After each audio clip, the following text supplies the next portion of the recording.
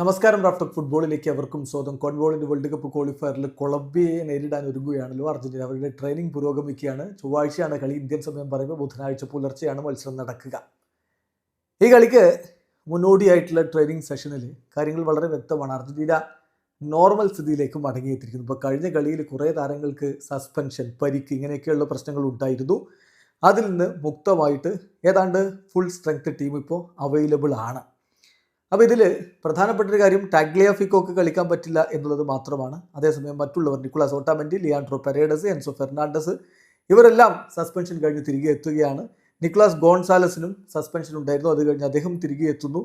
So മോശമില്ലാത്ത ശക്തമായ ഒരു ടീമും കൊണ്ട് തന്നെ കൊളംബിയക്കെതിരെ ലണൽ സ്കലോനി ഇറങ്ങാനാണ് സാധ്യത. Julian Alvarez, Rodrigo De Paul, Lautaro Martinez, Ezequiel Palacios, Thiago Almada, Giovani Lo Celso ഇങ്ങനെയുള്ള താരങ്ങളുടെ കാര്യത്തിൽ ചെറിയ ഒരു ശ്രദ്ധ വേണം. കാരണം ഒരു യെല്ലോ കാർഡ് കൂടി ലഭിക്കുകയാണെങ്കിൽ അവർക്ക് അതിനുശേഷമുള്ള മത്സരം നഷ്ടപ്പെടാനുള്ള സാധ്യതയുണ്ട്. ഇപ്പോൾ അർജന്റീൻ മാധ്യമം ദിയാരിയോ ഒലെ നൽകുന്ന റിപ്പോർട്ട് അനുസരിച്ച് അർജന്റീനയുടെ ഒരു സാധ്യത 11 ഇങ്ങനെയാണ്. ഗോൾ കീപ്പറായിട്ടും എമിലിയാനോ മാർട്ടിനസ്, ഡിഫൻസിൽ മോളിന, റൊമേറോ, ഓട്ടാമെൻഡി, പിന്നെ ടാഗ്ലിയാഫിക്കോ ഇല്ലാത്തത് കൊണ്ട് ബാർക്കോയോ മെദിനയോ ആ ഒരു പൊസിഷനിൽ കളിക്കും.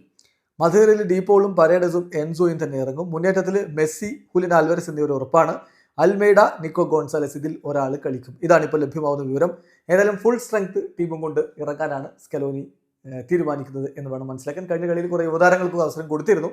ആ അവസരങ്ങൾ ഒരുപക്ഷെ രണ്ടാം പകുതിയിൽ കൊടുക്കുന്നത് തുടർന്നേക്കും. വീഡിയോ അവസാനിക്കുന്നു. ഫുട്ബോൾ ലോകത്തെ കൂടുതൽ വിശേഷങ്ങളുമായി റാഫ്റ്റോക്സ് എത്താം.